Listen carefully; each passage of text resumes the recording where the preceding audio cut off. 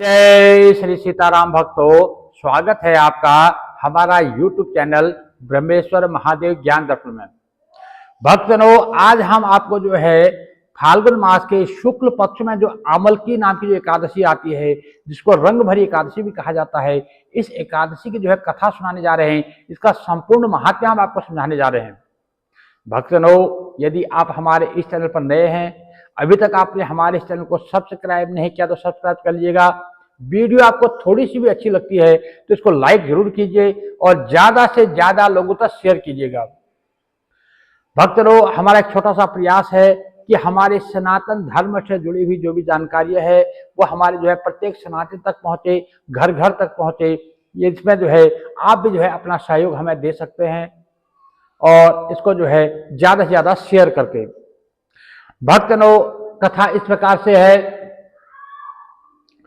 कि एक बार जो है मानधाता जी बोले, श्री वशिष्ठ ऋषि से मानधाता जी ने कहा कि हे ब्रह्मयोनि अर्थात हे ब्रह्मा जी के पुत्र, हे महाभाग, यदि आप हमारे ऊपर जो है आपकी कृपा है तो ऐसा व्रत कहो जिससे जो है हमारा कल्याण हो, जिसकी कथा सुनने से या उस व्रत को करने से या उसके महात्म्य को सुनने से मनुष्य का कल्याण हो, ऐसा को जो है महात्म्य हमें बताइए। तो वशिष्ठ जी ने कहा कि देखो,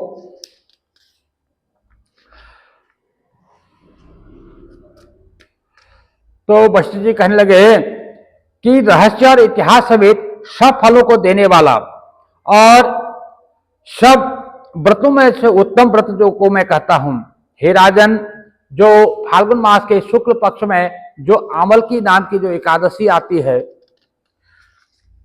जो फाल्गुन मास के शुक्ल पक्ष में जो आमलकी नाम की जो एकादशी आती है, उस एकादशी का जो महात्म्य है वो जो है मैं आपको कहने जा रहा हूं।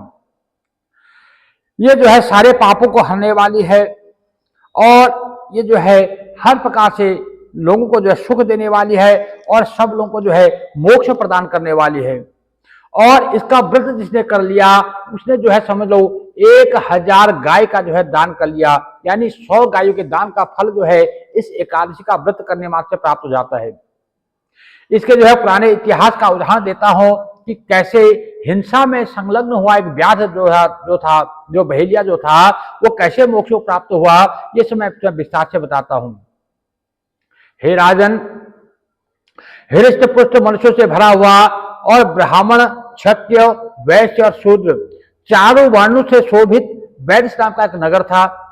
वह नारद प्रसाद वह नगर जो है बहुत सुंदर और हमेशा वहां जो है वेद ध्वनि सुनाई देती थी, अर्थात वहां रोज जो है वेदोच्चारण होते थे, वेद ध्वनि से शब्दायमान। और उस पुर में जो है कोई भी जो है नास्तिक और कोई कुचाली मनुष्य कोई नहीं रहता था, वहां पर सब सात्विक लोग रहा करते थे।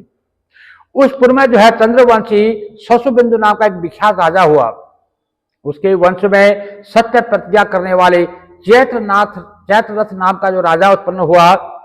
हे श्रीमान, राजा में जो है 10,000 हाथियों के बराबर बल था। वह शस्त्र और शास्त्र दोनों विद्याओं में जो है परागामी था, वह जो है दोनों विद्याओं में जो पारंगत था। हे प्रभु, उसके पृथ्वी में जो है राज्य करते समय कृपण और कुचाली मनुष्य कोई नहीं दिखाई देता था, कोई कंजूस नहीं था, कोई जो है कुकृत्यों को करने वाला नहीं था, कोई दुष्ट जो है उसके राज्य में नहीं रहता था और उसके राज्य में सदा कुशल और क्षेम और आरोग्य रहा करता था। उसके राज्य में सब लोग विष्णु भक्ति में तथा शिव भक्ति में जो रत रहते थे।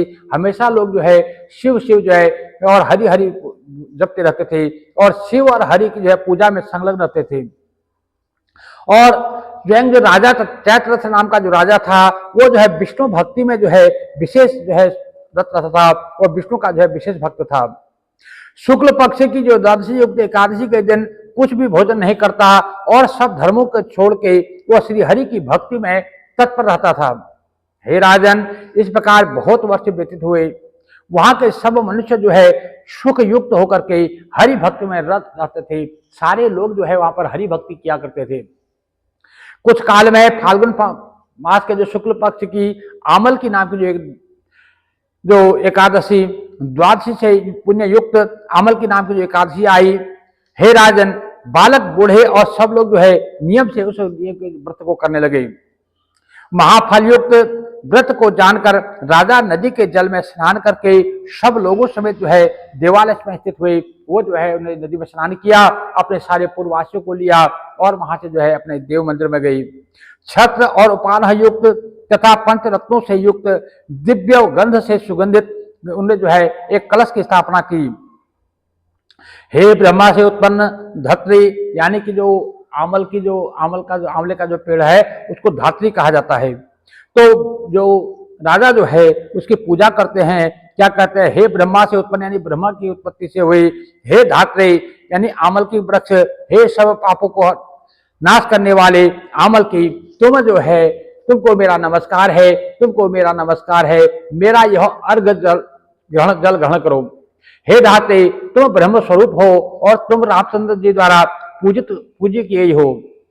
प्रदक्षिणा करने से तुम जो है सब पापों को दूर करो। हे धात्री, तुमको मेरा नमस्कार है, तुमको मेरा नमस्कार है। वहां सब मनुष्यों ने भक्ति से जागरण किया। उसी समय जो है एक व्यास जो था बहेलिया, वो वहां आया। वो काफी भूख से व्याकुल था, भूख और श्रम के व्याकुल था, भारी बोझ से पीड़ित था। उसको आज जो है कोई आहार नहीं मिला था। उसको कुटुंब के लिए जो है उसका काम यह था कि अपने कुटुंब अपने परिजनों की जो है भरण पोषण के लिए वो जो है जीव का वध किया करता, जीव को मार करके अपने परिवार का भरण पोषण किया करता था। लेकिन आज उसे जो है कोई भी जीव जो है नहीं मार पाया, किसी जीव को मार नहीं पाया। और वो जीव को मारने वाला और उसको धर्म तो उसके पास नजदीक भी नहीं था क्योंकि उसका काम ही था जो है व्याध था, जो जंगल से जीवों को मारना, उससे जो है अपने परिवार का भरण पोषण करना। अचानक वो उस जगह में पहुंचा, देवालय पहुंचा, जहां राजा जो है आमल की एकादशी का व्रत और पूजन कर रहे थे। शाम के समय, क्योंकि दिन भर वो भूखा प्यासा रहा, उसको जो है कहीं पर कोई जीव ऐसा कोई मिला नहीं, पशु पक्षी इसको मार के वो खा सकता था, भूखा था, भूख से व्याकुल। रात्रि के समय वो उस मंदिर के पास में आया। वहां पर जो है आमल की जागरण और जलते हुए दीपों से युक्त स्थान को देख करके वो वहां पर जाकर बैठ गया। और यह क्या है ऐसा सोचकर जो है अत्यंत विस्मय को प्राप्त हुआ और वहां देखने उसके मन में जिज्ञासा हुई कि ये सब क्या लोग कर रहे हैं। जो दिवाले में नाना प्रकार के जो है यहाँ पर घट की स्थापना की गई है, नाना प्रकार के दीपोत्सव और दीप जलाए जा रहे हैं, यहाँ पर आज क्या है ऐसा जानने के लिए विस्मय से युक्त हुआ। वह जो है बहेलिया जो व्यास था वहीं बैठ गया। और कुंभ पर दामोदर देव की जो प्रतिमा थी, जो भगवान श्री हरि विष्णु की जो प्रतिमा रखी हुई थी, उसको देखा और आंवले के वृक्ष को देखा। मनुष्यों से विष्णु की कथा सुनी, क्योंकि वहां पर भगवान श्री हरि विष्णु की जो कथा हो रही थी उस कथा को श्रवण किया। भूखे रहकर के दिन भर उसे कोई आहार नहीं मिला था, भूखा था, रात्रि को भी उसे कोई आहार नहीं मिला। और उनकी जो कथा सुनते हुए वहां पर उनके साथ में वहां देखता रहा, तो उसको रात्रि में जो निद्रा भी नहीं आई और उसका जागरण भी हो गया। भूखे रह करके उसका जो है इस पास जागरण और भूखे रहने से व्रत भी हो गया, जागरण भी हो गया। तो उसको जो है महात्म्य, जो एकादशी का महात्म्य उसको सुनने को मिला। वो काफी विस्मित मन से रात्रि को जागते ही बीती। प्रभात के समय जो सुबह हुई, वो सब लोग तो जो है अपने घर को गए। तो व्यास भी जो है अपने घर को जाकर प्रसन्न मन से अपने घर में गया, जो भी रुका सूखा था वो भोजन किया। उसके बाद बहुत काल तक जो है कि जो काफी समय बाद में जीवन यापन किया। उसके बाद जब उसकी मृत्यु हुई तो एकादशी के प्रभाव से, क्योंकि अब जो उसे अनजाने में ही जो है वो एकादशी का व्रत हो गया, क्योंकि दिन भर उसने भोजन किया नहीं, रात्रि को उसका जागरण भी हो गया, उसको कथा भी सुनने को मिल गई, सत्संग भी हो गया। तो इस कारण से उसको जो है वो एकादशी का व्रत उसे प्राप्त हुआ। तो इसके प्रभाव से जो है तो वो जो है अगले जन्म में जो है चतुरंगिनी सेना से युक्त राज्य का स्वामी हुआ, एक राजा बना। जयंती नामक नगर का राजा विदुरथ नाम उसका नाम हुआ। और वह राजा जो है चतुरंगिनी सेना से युक्त बलवान, धन धान्य युक्त बहुश्रुत नाम का जो है पुत्र हुआ। वह निर्भय 10,000 ग्रामों का जो है भोग करने लगा और वह सूर्य के समान तेजस्वी और चंद्रमा के समान कांति वाला था। पराक्रम में विष्णु के समान तथा क्षमा में जो है पृथ्वी के समान था और धर्मात्मा, सत्य वक्ता और विष्णु भक्ति में परायण था। ब्रह्म ज्ञानी और कर्म करने वाला वह प्रजा पालन में तत्पर हुआ और शत्रु गर्भ को दूर करने वाला वह राजा नाना प्रकार के राजसूय आदि यज्ञ करने लगा। वह सदा नाना प्रकार के दान देता था। एक बार जो है वो शिकार करने के लिए जंगल को गया और वह राजा जो है दैव योग से वो अपना राह भूल गया और राजा को वहां जो है दिशा और विद्या का ज्ञान नहीं रहा। वो जो उसके सेनानी लोग थे जो उसके अपने जो मंत्री और गण इत्यादि थे वो सब उससे बिछुड़ गए और वो अलग कहीं जा पहुंचा।